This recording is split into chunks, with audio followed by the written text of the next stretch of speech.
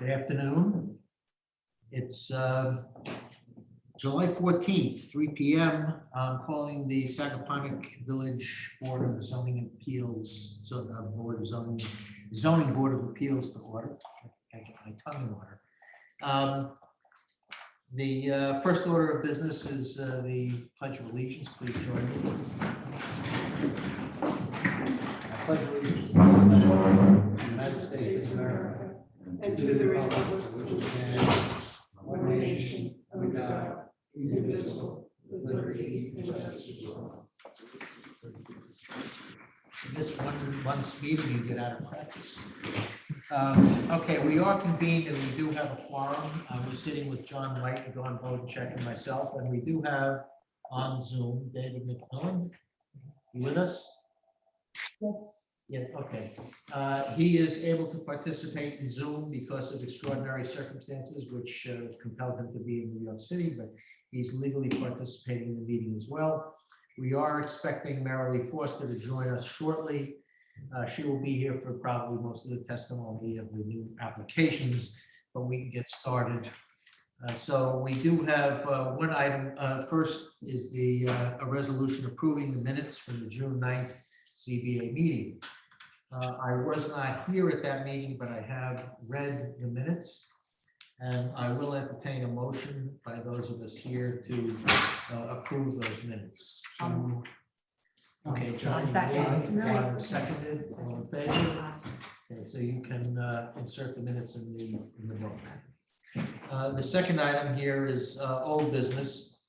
There was an application of Growly Pond LLC pertaining to 471 Sagaponack Road. It was an application for an area variance for building height, where there had been a change from a pitched roof to a flat roof and a bit of a misunderstanding in terms of the base elevation level because of the freeboard requirement in the village over the FEMA level, which was not accounted for, resulting in the roof exceeding the allowable 35 feet by approximately 2 feet, which is the freeboard height.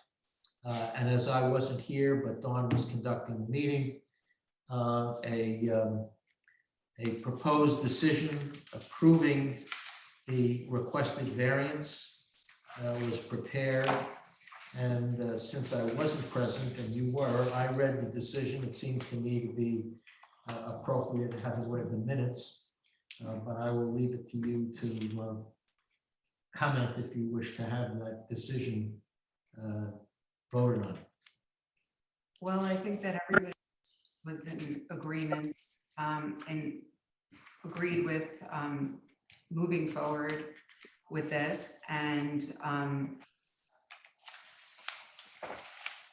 it seemed like it was a mistake on the building departments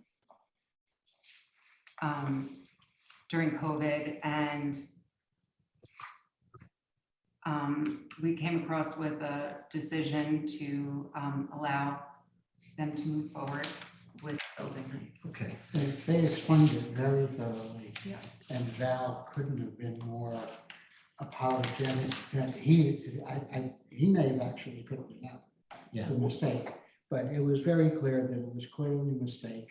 And if you go look at the house, it looks smaller than everything around it anyway. Yeah, so not only was there an error which contributed to this, so it's not completely a self-created hardship, but as I gather from the minutes and the decision, because it's a flat roof, it would be lower in any case than any pitched roof. So even if they were to try to correct and bring it into compliance, it would result in there being a pitch to the roof, which would make it higher. It could even go to 40 feet. So it's actually a benefit to grant this variance, which is lesser height than if it were corrected to comply by pitching the roof. So we do have a decision which does grant the variance. And I assume that you've read that. You read it. Yes. So all in favor of that decision? Aye. Aye. Okay. Aye. So that decision is granted. All right, so we're ready to hear some new business now, and we will get started. Marilee should be joining us. The first item is from Elmara Sagaponic Holding LLC pertains to 53 Betty's Lane. It's application 3 of 2023, and this is an application for a rear yard setback area variance of 36 feet 6 inches, or 36.6 feet, where the code requires 60. And May the John. record show I have the affidavit of posting in the. great, thank you. Thank you. All right, and John Bennett is already at the podium, eager to go, and here's Merrill. So we will hear your complete application. The applicant, John Bennett, Bennett Region, over in the lane. With the permission, I'm just going to have, oh, wait, I guess you have it? Yeah. We It's have on it in our file. Oh, it's on the board, great, okay, perfect. Just in time. We took care of the minutes, the resolution, the approval of last month's application. Just, This is an application that, quite candidly, you're either gonna like it or not. And but we're here to seek relief from the rear yard setback requirement to permit the construction of single family dwelling at 36.6 feet from your rear yard, where 60 feet is required. Now, I'm going to come right out and say this is non-conforming anyway on this property, which is a rare thing for me to say. When I'm putting forward conforming house in the envelope. It may be, probably it's the conforming envelope is shown on it. If you can make it out, if not, I've highlighted it in, yeah, in yellow on mine. I'm just going to put this down there. all right, that helps. So why are we here? You know what? Just let me try to be efficient. I'm going to give you both an aerial at the same time, an aerial photograph, and an AR letter from the ARB, which is the basis for. What should we do? Distribute them or just give them? Yes, if you would. Okay. Thank you. With an ARB letter, which is in the file, Yeah. and an aerial photograph. Ask me like this. These? Yeah, if you take that one.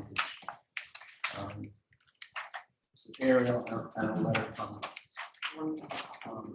John. So why are we here when we have a conforming envelope?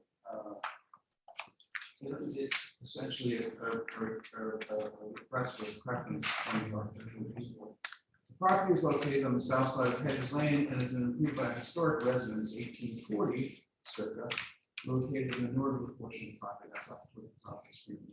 The applicant plans to maintain that building and convert it to an accessory structure, mostly living and cooking, a gym, fitness area, and construct a new single-family residence, which is shown on the right side of the property. And you can see where relief is needed for the rear yard. It's a non-conforming lot, about 9.9 acres. This is, for me anyway, a unique application because it is a conforming location. But the entire focus and the reason behind this application is that the request of the ARB to allow a principal residence with a more modest street profile, so it's oriented north-south as opposed to east-west on the property. We did present plans to the ARB and the ARB, originally conforming plans, and the ARB recommended relocating the proposed principal residence.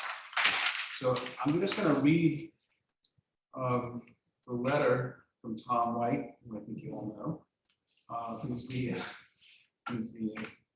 head of the ARB. Beginning in July of 2022 and continuing into the winter, the AHRB discussed with representatives of the owner the preservation of the historic registered home, its repurposing to a private gym fitness area, and the potential of adding second structure in the residence before mentioned address. Eventually, a plan with a modest street profile, which again just pivots, turns the house, so instead of east-west, so north-south. Still reading from Tom's letter. Eventually, a plan with a modest street profile, positioning of the new structure further away from the street, and the addition of some sensitive landscaping seemed to minimize the visual mass and lessen the impact of distracting the public eye from the historic home. It is the plan of placing the new residence into the rear yard setback on the southeast corner of this parcel that the ARB supports to achieve this purpose. However, this location would require ZBA approval. By this letter, the AHRB would like to express their support for variance of the rear yard setback as indicated. So we're trying to work with the AHRB. This alternate site is compliant with all front, side, and total side yard setbacks. So the only person with an argued impact from this, in my way of thinking, is the property to the south, which is controlled by the owner, and we're hereby giving our consent, beneficially controlled. So I think that would be the most effective.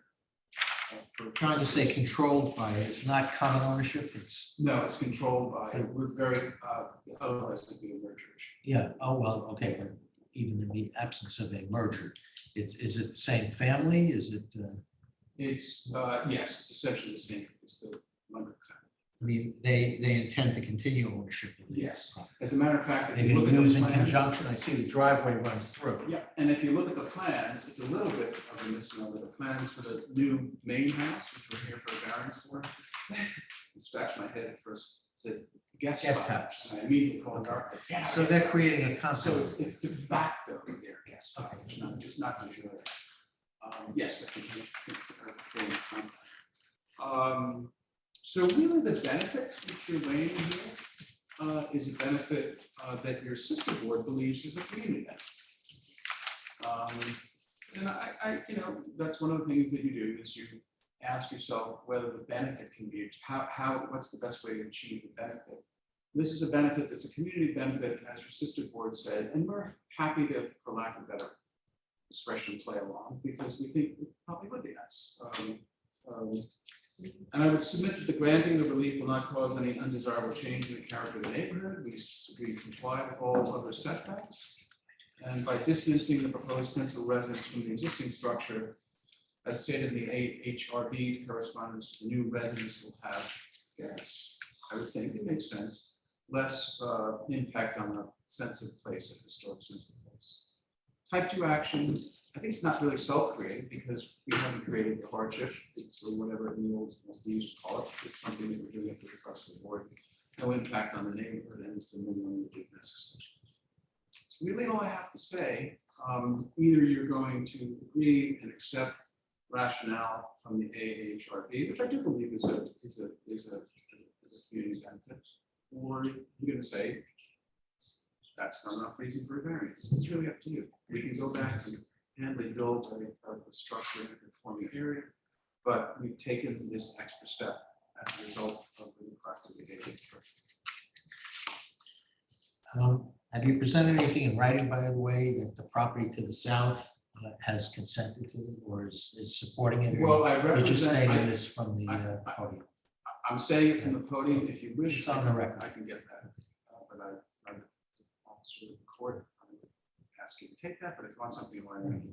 As long as it's on the record and you have the authority to make the statement, you're representing it's a related party. Yes. Anybody have any questions about the application? Any questions? I guess I'm sorry that I'm unprepared or I don't have my regular preparation. So we just have the footprint of the house. We don't have the design. No, what I mean is like. No, there's an elevator. Yeah, that's what I see. Somewhere. I've got an extra copy of the full-size plan. Elliot's got The it. small ones are easier. to- I only need a little. Ellie, do you want the elevations? 'Cause I can Is that do it? Yeah. So really what you have is the side of the house presenting itself Yeah, as opposed to. Yeah, well, that's gonna be facing the No, I have an issue southerly with this. property area. Because of the light pollution. Nothing, no, this is fine. This Okay, seems fine. that's only in the design, but not in the setback. Okay, so John's position essentially is if this long facade were east-west, backing up the historic structure, Behind. it would obscure the configuration of the existing structure. So says the AHRB, Yeah. but if, a little bit of a catch-22, if you don't grant the relief, I'm certainly going to argue, and I have to go back with that configuration, I'm certainly going to argue to the Board of Architectural Review that it doesn't do that. What are the, I'm But- curious but what that the, was- what the homeowners preferred, because it's kind of different to have a house north, south, east, west. They don't care. I really don't care enough. I see they're removing the swimming pool there. Do they have a swimming pool in the property to the south, immediately to the south? It's in the area, yeah. It's under construction right now. Okay. That's long gone. Oh, yeah. All right, so they're content to have a swimming pool on the southerly property and not one on the northerly property. I suppose And- it could make sense, I don't know, I don't know whether or not, I sort of haven't even thought about it. Elliot, if there's room for it, they may want to have a guest swimming pool, I don't know if there's enough. They Well, the way would that have to they're meet- putting the driveway in from the west to the east, it sort of cuts across where this pool would be. Probably room for it, assuming there's not a lot coverage issue. And though, just from looking at it, it looks like the house could have been made a bit wider and shorter so that it would intrude less into the rear yard. But I'm not intending to redesign the property for them, just, was that considered? Or was that if the AHRB really wanted to push that much further to the east side? Candidly, given the fact that we're trying to do this to work with the AHRB, I don't think it would be fair to ask us to make the house a little smaller. Since we're No, trying I'm to- not suggesting smaller, I'm just Oh, no, suggesting that instead of it being a long rectangle with the length protruding further to the south, it could have been made a bit wider so that it would have less of an intrusion into the rear yard. Yes. but I then just you was don't- wondering whether that was considered or whether the AHRB really wanted it pushed as far to the east as it is. They want to push as far to the east and to maintain the minimum of profile to the street. That would, okay, all right, Just pride in their own house. all So right. you understand that to a certain degree, yeah, I would think the board, if the board is either happy with the relief or not, and it's up to you, you're gonna decide whether or not this is a sufficient request, but I certainly don't want to be, obviously this is the way things are. I certainly don't want to be trying to work with the other board. And I certainly don't want to be in a position where no good deed goes unpunished. No, I understand fully what the application is about and why. I was just curious to know whether there was another configuration considered which would have satisfied the AHRB while still requiring a lesser variance into the rear yard. But I'm not suggesting that you go and redesign the house at this point. Well, I think they were happy with minimizing the east-west width of the house and making it, because again, their goal is to show less of the house, of that particular elevation of the house to the street. Okay. The reason I ask is because right now there's a common ownership, Nice. but that might not always be a common ownership, and the property to the south then may find that intrusion offensive. However, they will be buying it as is if it's built, so they can't be heard to complain at that point. Okay, so I think we, No, all you're covering all bases. I get it. I appreciate it. right. So I'm fine if there are no questions from anyone in the audience and no one speaking in favor or in opposition, or comments or questions from the board, then I'll entertain a motion to close the hearing. I'll make that motion. I'll second. Second, all in favor? Aye. David? Yes, okay, he's nodded in the affirmative, so we are unanimous. We will close the hearing and we will render a decision next month's meeting. Thank you all. Have a great weekend. Thank you. Try to. Good luck getting Try to home. stay off the rest. Exactly.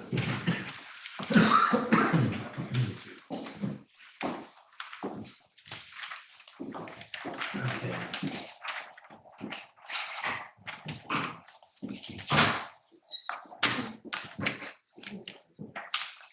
All right. Let me just clear these papers.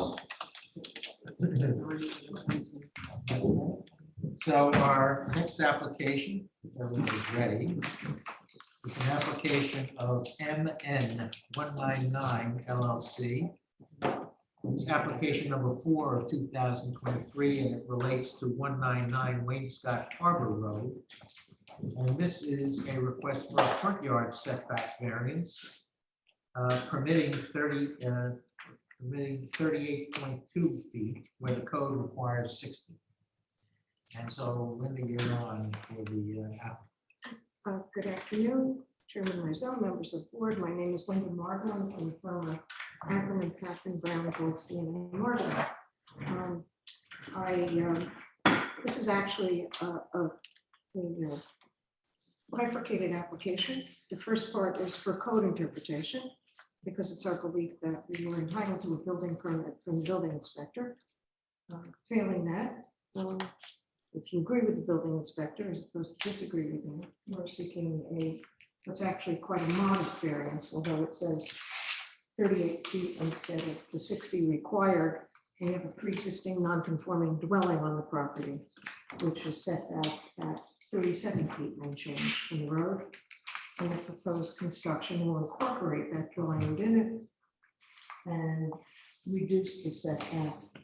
Instead of it being only 33.7 feet from the street, it will be 38.2 feet from the street. The reason that we believe that we were entitled to a building permit is that the code allows reconstruction or renovation of a dwelling that is non-conforming if it doesn't increase the degree of non-conformity. And the degree of non-conformity for this dwelling is the distance from the street and the front yard. And the building inspector, we believe, based on conversations with the building inspector, decided that it increased the degree of nonconformity because there is a small area at the back of the existing dwelling that is a patio and a Bilco door, but is not a roofed structure.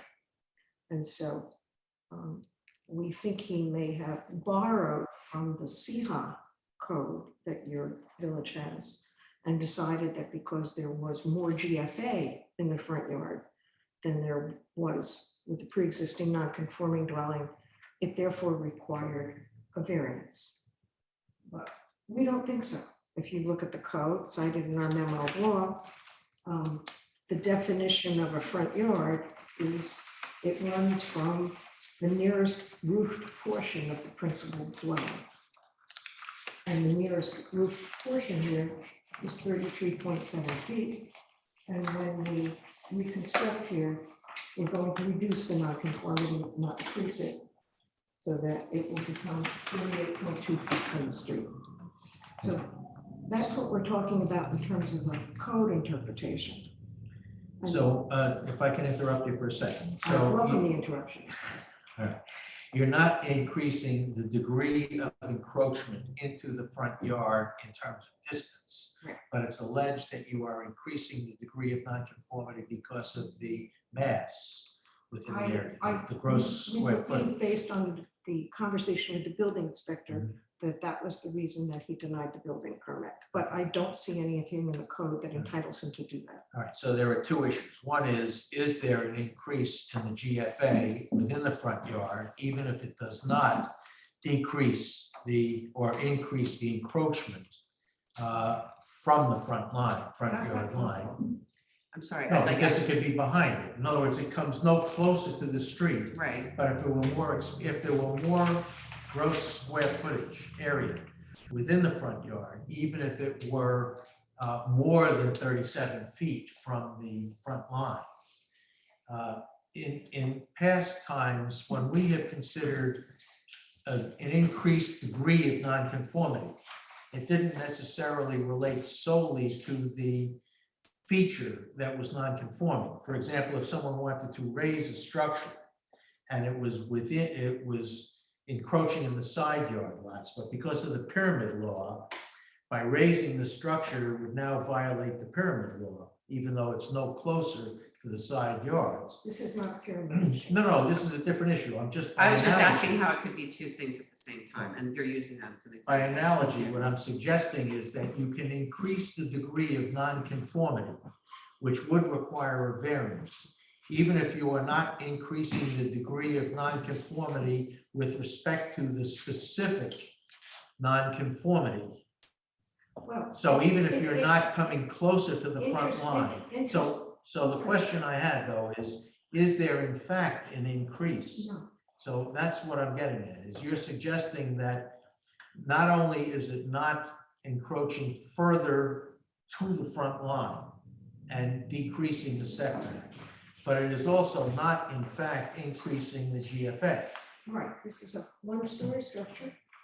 And if you look at the drawing, and you see what's proposed and what's being eliminated, you would see that there are actually fewer square feet in the front yard as a result of the reconstruction than exist now.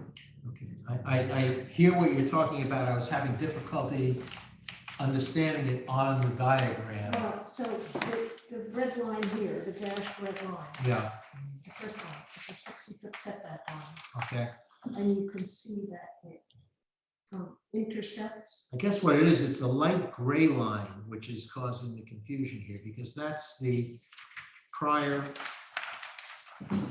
Yes, prior It's a structure. little bit So we were difficult trying to see. show where the Hi, sir. original back. Yeah, I don't have the name. Oh, Michael Burns, I'm the owner, one of the owners of MN 199 LLC. My wife Nancy Mizrahi is the other owner. Thanks. So to finish my sentence, the original structure, in order to show you what the original location was, we drew the original outline. Yeah, Then we set the house back and made a new outline showing how we were actually decreasing the amount that was encroaching, as well as moving the house further away from the street. okay. So I take the point, and it's something that we'll have to review. What I'm going to suggest is that we are reserving decision on the interpretation issue until we review that, so that you should proceed with the variance application, Okay, so that we don't have to do it in seriatim. no, that's fine. I just wanted to make sure that you understood that, what our argument was. And of course, So there are two issues that we will consider with respect to the Right. interpretation. One is the factual issue right. And of of whether course- there is an increase in GFA, notwithstanding that there is no reduction of the front yard setback. And secondly, whether that is or isn't consistent with our definition of a non-conforming, pre-existing non-conforming Right, structure. and respectfully, I think, given the way the code defines front yard and pre-existing non-conforming, the only non-conformity of the existing dwelling is front yard setback, and has nothing to do with its mass or square footage within the I front hear the yard. argument, but as I say, in other cases, we have considered increased nonconformity to apply even where it wasn't an increase in the specific nonconformity that existed before. So that an increase of mass within the front yard, even if it doesn't further decrease the setback under the interpretation that I think we have been applying, would still be an increase in the nonconformity. But that's something that we will review. I appreciate your honing our interest in looking at that question. So, But go ahead with the variance. with respect to the area variance, as I said, the notice indicates we're seeking a setback of only 38.2 feet, where 60 feet is required. But in fact, we have a dwelling that currently sits at 33.7. So the degree of variance is actually pretty misleading in terms of the notice, because what we have here is a new structure that reduces the footprint of the existing house and reduces the encroachment into the front yard by almost 5 feet. And for that reason, I think it's pretty easy to go through the factors that this board considers on an area variance, whether it will produce an undesirable change in the neighborhood. If there's any change that's perceived here, it will be that the building is set back further from the street, not closer, that presumably, given the goals of the code, is not an undesirable change. That the benefit sought by the applicant can be achieved in some other feasible way. The answer is not easily, because if they were to simply replicate the footprint of the existing house in order to take advantage of the reduced setback that is pre-existing non-conforming, they would have a very narrow passageway into the remaining house, and that would reduce its utility and make it undesirable from their standpoint. Is it a substantial variance? As I've suggested, I don't believe it's substantial, because We are entitled to take advantage of the pre-existing non-conforming setback. Whether it will have an adverse impact on any condition in the neighborhood, I will say we have letters from the neighbors on the other side indicating that they consent and support the application. Are they on the record? I don't know. Yes, they are in the file. And I am authorized to say that Mr. Burns spoke with his neighbor across the street, Ms. Bardino, last night and explained to him what we were doing. And Mr. Bardino at 198 West Scott indicated he supported the application and was not opposed. Patrick Guarino. Second? Patrick Guarino. Guarino, excuse me. Oh, that's Patrick's? Yes, I thought he left the Guarino. village. Used to be trustee. No, he had the house down on, Sam. He used to, yeah, this one. he bought the one I outside. didn't realize that. I thought he had left the village. He did, now he's He back. did. He's back. Oh, Right. good. Okay, welcome back. He was one of the co-drafters of this very code. I know. And yes, it's a self-created difficulty. So I'm happy to answer any questions that this board has. I think I noted, though, it's immaterial, but we'll deem it correct that there was a typo in the application someplace where it said 50-foot setback required, but it's 60 feet. Unless I'm conflating it with the other application. All right, in any event. For the record should show, I do have the affidavit of posting and mailing on this application. No, it's the other application where they had said 50 rather than 60. It's not material. All right, any questions? Anybody on the board? Any comments? David, anybody in the audience who wishes to comment? Your attorney has made a thorough presentation, but if you wish to make any additional comments, you're welcome to. Okay, that's fine. All right, well then, I don't think that we need to hold the hearing open for further evidence. I think you put it all before us. As I said, we will reserve, even though in the past I've been inclined to indicate my inclinations, my leanings, and I've been hoisting my own petard, so I'll refrain from doing that at this time. We will entertain a motion to close the hearing and endeavor to give you a decision next month. I'll make that motion. We close the hearing. Here's a second. All in favor? Aye. Aye. Okay. Hearing is closed. And since we have no further business before the board today, I'll entertain a motion to adjourn. Second, all in favor? Aye. Thank you. Thanks for joining us, David. The only comment. Thank you. You're welcome. Thank you. Thank you. Matt, Yes. you got a minute? Okay, we're closed. The hearing is over.